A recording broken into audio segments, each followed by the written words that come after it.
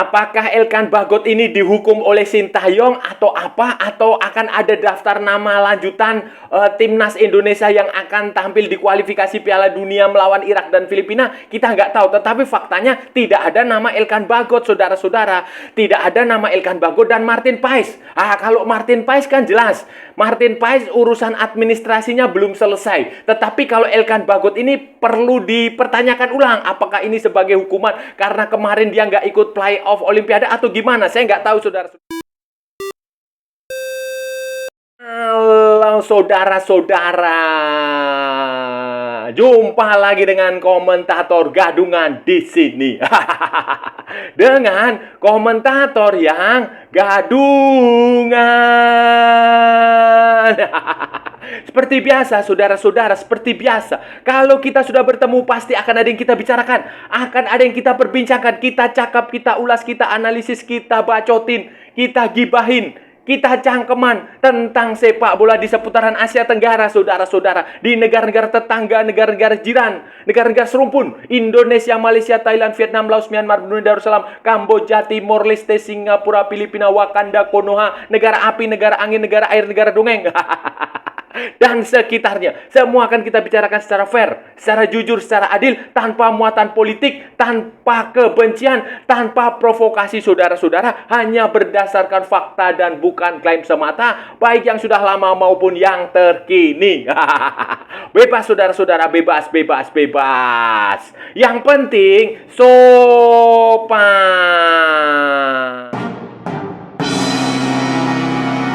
Jadi begini, saudara-saudara, jadi begini, Elkan Bagot ini kembali menjadi tanda tanya, menjadi pertanyaan, menjadi kontroversi, menjadi keingintahuan, kurius.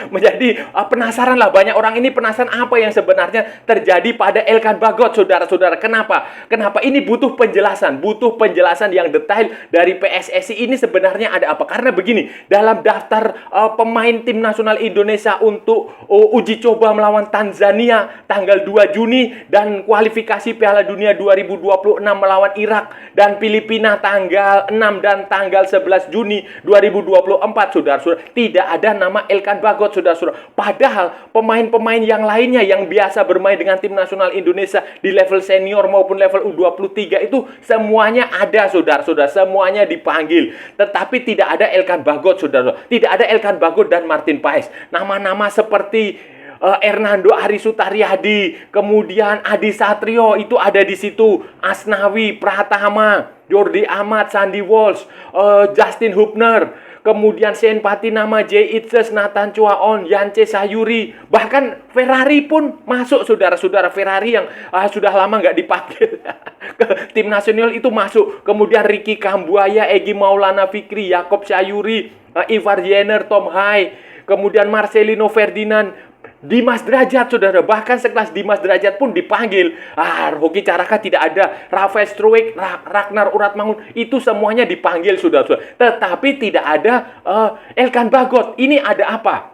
Ada apa? Ini perlu mendapatkan klarifikasi, perlu dipertanyakan. Ada apa-apa yang sebenarnya menimpa Elkan Bagot? Apakah ini sebagai bentuk hukuman? Ataukah memang ini sesuai dengan kebutuhan Sintayong? Atau ini memang akan ada daftar nama pemain lanjutan yang dipanggil? Atau seperti apa? Ini perlu penjelasan lebih detail, lebih rinci supaya supporter, supaya orang-orang ini tidak bingung, saudara-saudara. Supaya tidak bingung bertanya-tanya apa yang sebenarnya terjadi dengan Elkan Bagot. Bagot dipanggil atau tidak dipanggil itu urusannya Sintayong. Itu kewenangannya mutlak ada Sintayong. Sintayong berdasarkan kebutuhan dia, berdasarkan kepentingan dia, berdasarkan taktik dan strategi yang akan dimainkan. Tetapi ini juga perlu dipertanyakan juga. Perlu kita tidak ada salahnya tahu sebenarnya apa yang sebenarnya terjadi pada Elkan Bagot. Itu yang penting, saudara. Apa yang sebenarnya terjadi? Apakah dia dihukum atau bagaimana? Saya nggak tahu. Karena begini, Elkan Bagot ini menjadi kontroversi waktu kualifikasi bukan kualifikasi, playoff Olimpiade melawan Gini, saudara-saudara. kompetisi dia di Bristol Rover, Bristol Rover atau apa itu sudah selesai. Di League 2 itu sudah selesai. Kemudian di Championship Division Ipswich Town itu juga sudah selesai. Sudah memastikan diri promosi. PSSI Sintayong tim nasional mengatakan bahwa mereka mengirimkan surat panggilan kepada Elkan Bagot. Mereka meminta kepada Ipswich Town untuk melepas Elkan Bagot untuk satu pertandingan melawan Guinea di Prancis itu. Tetapi sampai menit-menit akhir itu tidak yang ditunggu tidak datang, tidak ada jawaban. Sintayong juga tampaknya dia kecewa berat. Kenapa Elkan Bagot tidak bisa bermain? Apakah itu dia tidak diizinkan oleh klubnya atau memang Elkan Bagot yang nggak mau main? Nah, ini pertanyaannya yang harus dijawab. Kemudian beberapa hari setelah pertandingan itu ternyata Elkan Bagot justru berlibur ke Maladewa, ke Maldives. Nah, ini juga semakin menimbulkan pertanyaan, apa yang sebenarnya terjadi? Bagaimana komunikasi antara tim nasional Indonesia, antara Sintayong dengan Elkan Bagot, antara PSSI, antara manajemennya PSSI, manajemennya tim nasional dengan Elkan Bagot ini bagaimana? Komunikasi dengan klub itu bagaimana? Lobbynya Erick Thohir itu bagaimana? Nah, itu dipertanyakan karena ini menurut saya ini ada kemungkinan ada kesalahpahaman lah saudara-saudara, karena masa supporter sudah menyerang Elkan Bagot, sementara Elkan Bagot juga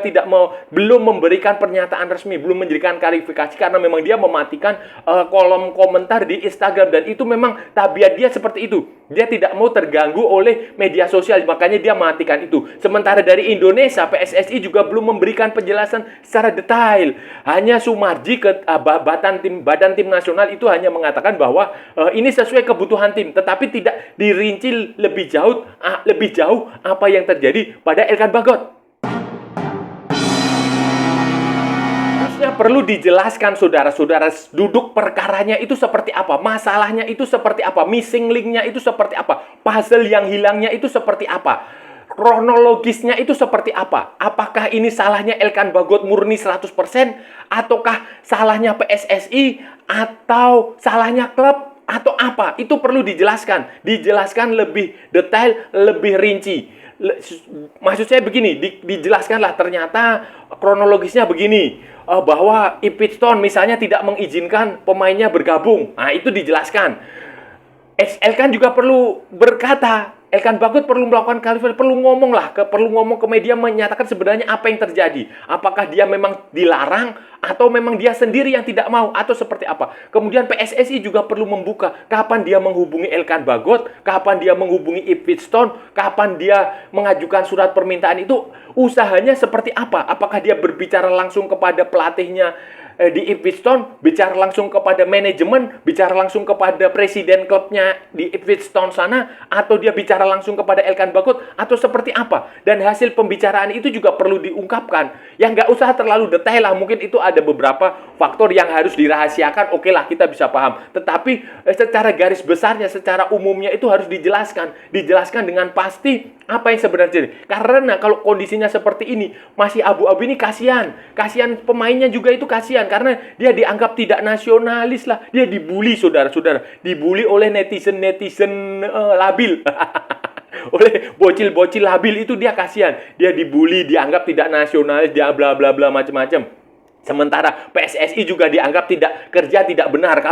Karena begini, kalau memang terbukti Elkan Bagot yang salah, ya Elkan Bagot harus diberi hukuman. Itu sudah pasti. Hukuman disiplin itu harus diterapkan kepada semua pemain. Kecuali Anda Cristiano Ronaldo, kecuali Anda Lionel Messi. Itu terserah. Kalau Lionel Messi mah udah bebas. Tetapi kalau Anda bukan Cristiano Ronaldo, Anda bukan Lionel Messi, Anda bukan Maradona, ya hukuman disiplin harus ditegakkan. Tetapi kalau kesalahannya bukan pada Elkan Bagot, ada klub misalnya, ya Elkan Bagot tidak usah dihukum, kasihan kan? Karena dia nggak bisa ngapa-ngapain, karena yang menggaji dia adalah jadi ini perlu kejelasan, saudara. Masalah ini dibiarkan berlarut-larut, saudara-saudara, ini tidak bagus. Tidak bagus bagi tim nasional. Tidak bagus bagi perkembangan sepak bola Indonesia yang akan melangkah maju ke depan. Itu tidak bagus, saudara. Karena ini nanti akan menjadi presiden buruk. Presiden buruknya begini. Ada pemain yang menolak dipanggil tim nasional, tetapi dia tetap dimainkan. Nah, misalnya.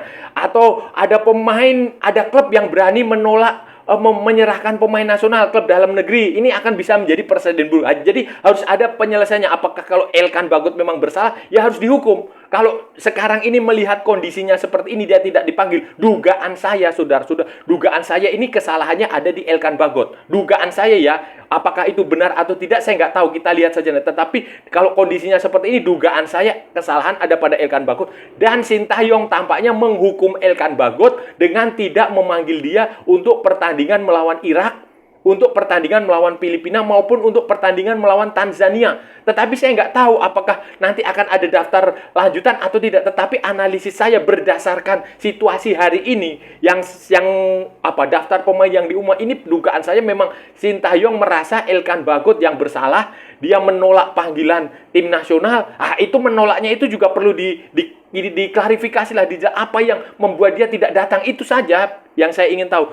Kalau itu terjadi, maka ya benar hukuman dijatuhkan. Karena setiap pemain itu harus patuh pada peraturan. Siapapun dia harus patuh, taat pada regulasi. Apalagi kita tahu Sintayong adalah pelatih yang terkenal sangat disiplin, sangat keras kepada pemain khususnya di awal-awal ketika dia melatih Indonesia. Kalau sekarang ini kayaknya dia sudah mulai agak lunak sedikit lah, agak ada toleransi. Tetapi dulu di awal-awal dia keras sekali. Dan harapan saya, disiplin itu harus ditegakkan. Siapapun dia, pemain itu, kalau dia memang tidak memenuhi kualitas, dia tidak disiplin, dia menolak panggilan tim nasional, dia tidak datang ke tim nasional, ya harus dihukum, saudara-saudara. Kecuali dia dihalang-halangi oleh klubnya.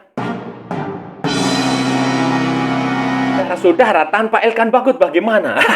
Saya rasa begini, analisis saya ya, dugaan saya.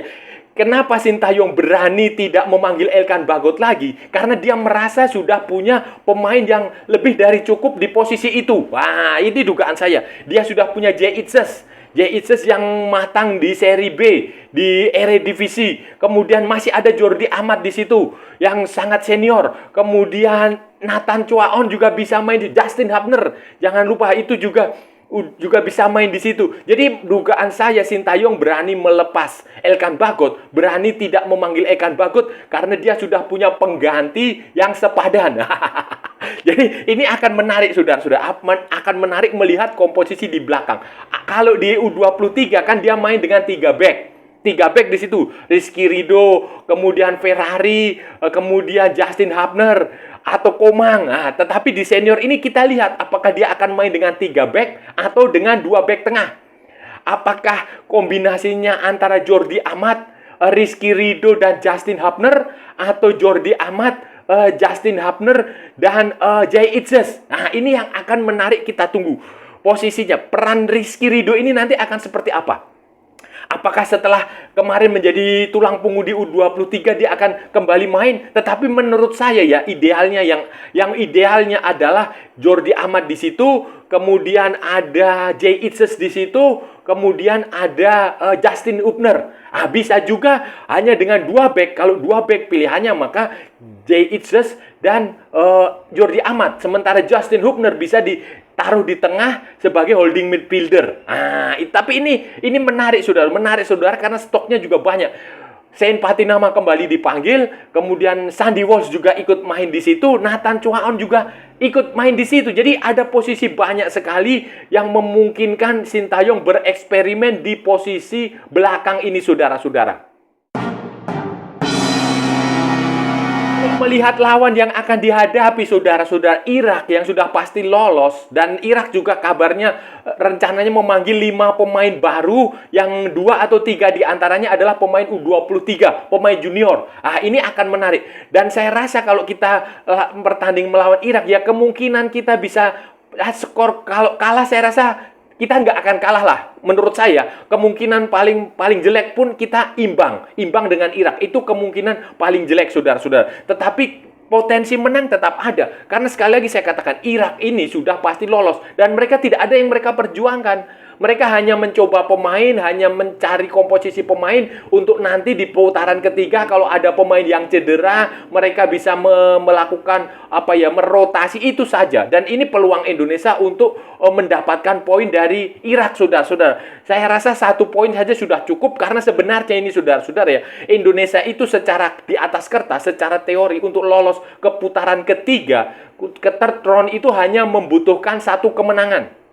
Hanya membutuhkan 3 poin. Dan 3 poin ini saya rasa akan bisa didapatkan menghadapi Filipina. Walaupun dengar-dengar nih ya saudara-saudara ya, dengar-dengar Filipina ini juga sedang menggeber pemain-pemain keturunan. Ada banyak sekali pemain keturunan grade A yang bagus-bagus di Eropa sana yang coba didatangkan dan dipersiapkan untuk pertandingan menghadapi Indonesia. Ini yang saya dengar, saudara, dan ini akan menjadi, kalau itu benar, saudara-saudara, akan ada pemain-pemain bagus Filipina sana. Ini akan menjadi pertandingan yang menarik, saudara-saudara, menarik dan tidak mudah. Tidak mudah. Sekali lagi tidak mudah, baik Indonesia melawan Irak maupun Indonesia melawan Filipina. Tetapi saya punya keyakinan ini bisa, kita bisa mendapatkan poin. Kemenangan pun bisa, saudara-saudara. Tapi saudara-saudara, ada hal aneh yang saya lihat sebelum pertandingan melawan Irak, sebelum pertandingan melawan Filipina, yaitu pertandingan uji coba melawan Tanzania. Dan ini adalah bukan pertandingan di FIFA, bukan FIFA Matchday, saudara-saudara. Itu tanggal 2 Juni. Saya nggak tahu ini maksudnya apa pertandingan ini. Pertandingan ini apakah ini hanya untuk mencoba beruji coba untuk mencoba skuad yang ada atau bagaimana? Karena kalau kita lihat juga materi pemainnya ya itu saja, bukan, tidak ada yang pemain baru ada seperti Ferrari yang sudah lama nggak main, tetapi tidak banyak, saudara-saudara. Mayoritas pemain itu sudah lama. Jadi ini pertandingan melawan Tanzania ini fungsinya apa? Itu saja. Karena begini yang saya khawatirkan, kalau kita bertanding dulu melawan Tanzania itu nanti taktik dan strategi kita bisa bocor, bisa dibaca Irak, bisa dibaca Filipina, apalagi kalau itu disiarkan secara langsung di televisi. Harapannya kalaupun itu digelar jangan ditayangkan secara langsung lah. Kalau perlu tertutup saja, sparring partner itu jauh lebih bagus kalau memang mau mengadakan itu. Selain itu mudah dibaca, saudara-saudara, nantinya. Yang saya khawatirkan bagaimana kalau ada pemain yang cedera. Itu saja, karena jaraknya terlalu mepet, saudara-saudara. Tanggal 2 Juni pertandingan melawan Tanzania, kemudian tanggal 6 Juni itu adalah pertandingan melawan Irak. Jadi hanya 4 hari. Menurut saya terlalu beresiko kalau menggelar pertandingan uji coba ini. Tetapi saya nggak tahu apakah mungkin saja Sintayong punya pertimbangan lain. Dan itu kita harus hargai dan kita lihat saja nantilah, saudara-saudara, bagaimana perkembangannya. Bagaimana apa yang akan dia tampilkan di pertandingan itu. Dan saya harap ini benar-benar jadi sparring partner sajalah. Sparring partner saja untuk menguji kesiapan pemain nanti menghadapi Irak dan Filipina, saudara-saudara. Semoga berhasil. Saudara-saudara, itu tadi pembahasan kita hari ini, saudara-saudara. Kita sudah bicara panjang lebar dari A sampai Z. Kita sudah membahas dari barat sampai ke timur, dari utara sampai ke selatan, dari Sabang sampai Merauke, dari Pulau Rote sampai Pulau Miangas. Kita sudah membahas tentang skuad tim nasional Indonesia yang baru saja diumumkan oleh Sintayong. 22 pemain yang akan menghadapi kualifikasi Piala Dunia 2026 bulan Juni nanti. Tanggal 6 dan tanggal 11 Juni 2024 melawan Irak dan melawan Filipina. Tetapi sebelumnya tanggal 2 Juni akan ada uji coba. Tampaknya uji coba tertutup melawan Tanzania. Tanzania di Stadion Madia, saudara-saudara. Berarti itu tertutup, saudara-saudara. Itu dari daftar 22 nama itu tidak ada nama Elkan Bagot. Tidak ada nama Elkan Bagot. Ini mencurigakan. Ini menimbulkan tanda tanya. Tidak ada juga nama Martin Paes. Martin Paes tidak dipanggil karena memang urusan administrasinya belum selesai. Sidangnya masih ada di CAS. CAS itu adalah Court Arbitrase Sportif. Itu di Lausanne, pengadilan arbitrase olahraga di Swiss sana. Itu prosesnya masih. Sementara Elkan Bagot ini yang perlu kita pertanyakan, apakah ini sebagai bentuk hukuman Sintayong kepada Elkan Bagot karena kemarin tidak datang waktu playoff Olimpiade atau bagaimana? Nah, sementara sekarang ini Elkan Bagot ternyata justru sedang liburan ke Maladewa, saudara-saudara, ke Maldives. Nah, ini apakah Sintayong kecewa atau bagaimana? Apakah ini sebagai hukuman? Tidak ada penjelasannya. PSSI hanya mengatakan bahwa yang dipanggil sesuai dengan kebutuhan. Dan ya semoga ini ada penjelasan lah. Kalau itu dihukum ya bagus, tidak dihukum juga kita menjadikan penjelasan ini sebenarnya Elkan Bagot ini masalahnya apa sih? Nah, itu perlu transparan, saudara-saudara, perlu transparan supaya kita tahu sebenarnya yang terjadi itu bagaimana, siapa yang salah, bagaimana proses pemanggilannya, kenapa dia tidak datang, kenapa dia justru liburan, itu bagaimana? Apakah tidak ada izin dari Ipswich Town atau bagaimana, atau Elkan yang Balelo yang membantah atau bagaimana? Itu perlu penjelasan, saudara-saudara. Dan saya rasa sudah cukup pembahasan kita hari ini. Kalau ada salah-salah ya mohon maaf. Namanya juga gadungan. Tetapi kalau benar berarti sebuah kebenaran. Kalau saudara-saudara merasa channel ini bermanfaat, berguna, menghibur, menginspirasi, silahkan like, share, and subscribe. Tapi kalau tidak, saudara-saudara, abaikan saja. Skip, jangan ditonton, tetapi jangan juga di-report. Kasihan saya, saudara-saudara. Ikuti juga akun media sosial komentator gadungan, ada di Instagram, ada di Facebook, ada di TikTok yang bukan TikTok Shop, saudara-saudara. Oke, sampai bertemu lagi di edisi-edisi berikutnya dengan tema-tema yang jauh lebih tidak bermanfaat, dengan tema-tema yang jauh lebih tidak berguna, dengan tema-tema yang jauh lebih membagongkan. Salam olahraga dan merdeka.